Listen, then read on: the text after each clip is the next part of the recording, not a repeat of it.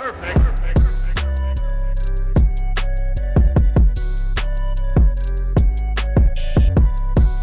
happening, gang? It's your boy Retro back again with another reaction video. Yeah.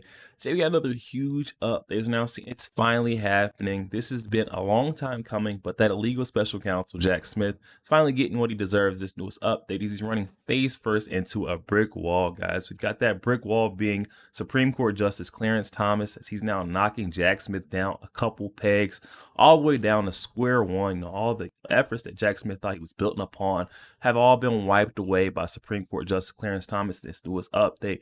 I'm excited to get to the updates, exactly what Clarence Thomas is dealing to Jack Smith. So we're going to get straight to the news, and I'll save my thoughts for the back end, guys. So definitely stick around to the end, so guys, get my thoughts on the back end. And also, YouTube pushes this video out. Definitely stick around until the end, you guys. But let's get straight to the news. Before we do that, though, make sure you guys hit that like button for me, and also hit that subscribe button as we're on the road to the truth.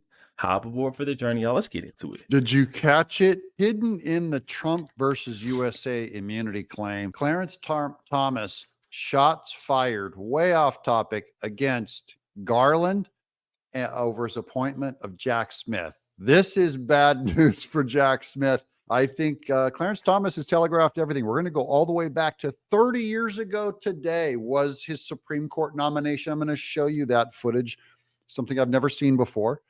Welcome to Doug in Exile. This is where the Happy Patriots are. We're huge fans of Clarence Thomas.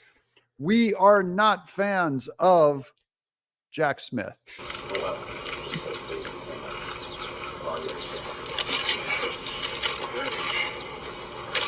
Thank you, Mr. President. That's him thanking George Herbert Walker Bush, G.H.W.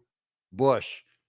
Here's 30 years ago today, President Bush nominated Clarence Thomas to the U.S. Supreme Court. Justice Thomas is an American hero and our greatest justice, as he said 30 years ago today, quote, only in America. You're going to see his humility here. Clarence Thomas cries in this video clip. Watch Thomas's beautiful and heartfelt remarks on July 1st, 1991. As a child, I could not dare dream that I would ever see the Supreme Court, not to mention be nominated to it. Indeed, my most vivid childhood memory of the Supreme Court was the Impeach Earl Warren signs which lined Highway 17 near Savannah. I didn't quite understand who this Earl Warren fellow was, but I knew he was in some kind of trouble. That's Clarence Thomas remembering his childhood. If any of you ever want to read a book, read it. My Grandfather's Son by Clarence Thomas. He reads the audiobook. It's amazing. He goes into his childhood. This guy came from dirt, no money, freezing to death. He was even an oyster farmer. He would walk out in the mud and try and get oysters just for pennies. He was from absolute poverty, absolute zero education. We had people who cared for him. And that's what made the difference. And I think it is amazing. I love him. Here's Benjamin Weingarten. Justice Thomas launches a legal missile at AG Merrick Garland. What's he talking about here? We're going to read from the actual Supreme Court document. It is difficult to see how the special counsel has an office, quote, established by law as required by the Constitution. When the Attorney General appointed the special counsel, Jack Smith, he did not identify any statute that clearly creates such an office. See, this goes back to the fourth branch of government that gets removed with Chevron. See Department of Justice order, nor did he rely on a state statute granting him the authority to appoint officers as he deems fit, as the heads of some other agencies have. Instead, the Attorney General, Merrick Garland, relied upon several statutes of a general nature. Okay, now I'm going to go into that footnote real quick, just because it's interesting to me. To be sure, a few presidents have appointed special prosecutors without pointing to any express statutory authorizations. See General A.T. Eastland, Ethics, Politics, and Independent Counsel. But this court has no occasion to review the constitutionality of those prosecutors' authority. In fact, Congress gave the Attorney General the power to appoint additional officers as he deems necessary, but only for the Bureau of Prisons. As Milt Friedman used to say, ignore everything before the but. Okay, let's go. But special counsel's only for the Bureau of Prisons. Back to Clarence Thomas 30 years ago. I thank all of those who have helped me along the way and who've helped me to this point and this moment in my life, especially my grandparents who are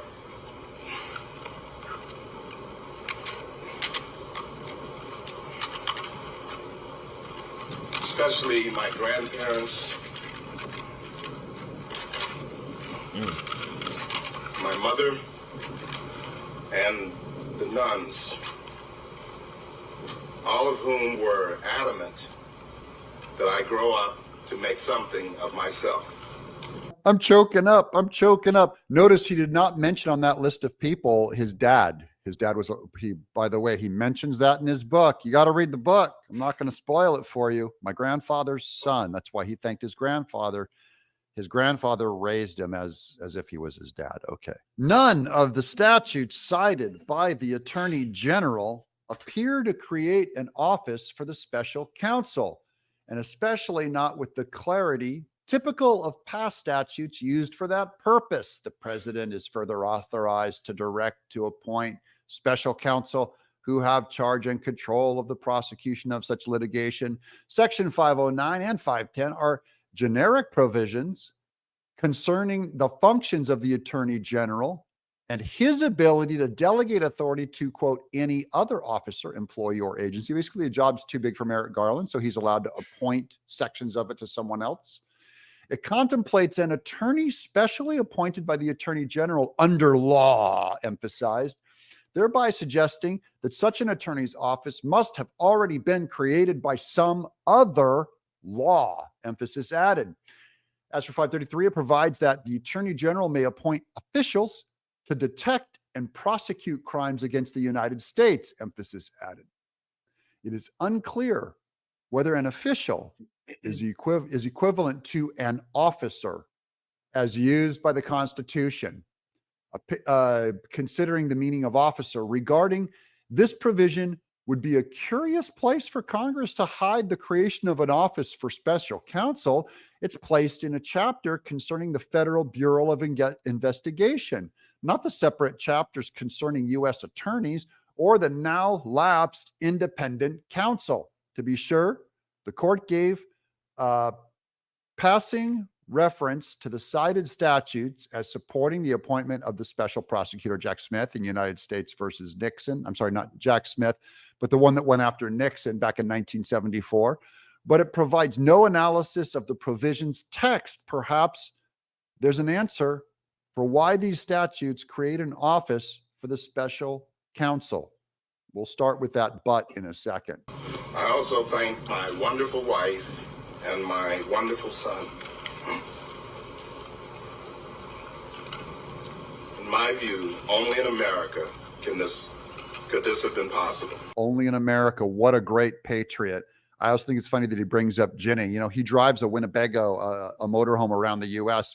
and goes and parks in camping areas where people don't recognize him. They don't know who he is. And he loves being with the people.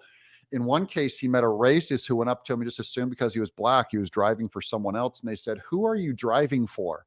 And he said, "Oh, Miss Ginny." He's talking about his wife. I love it.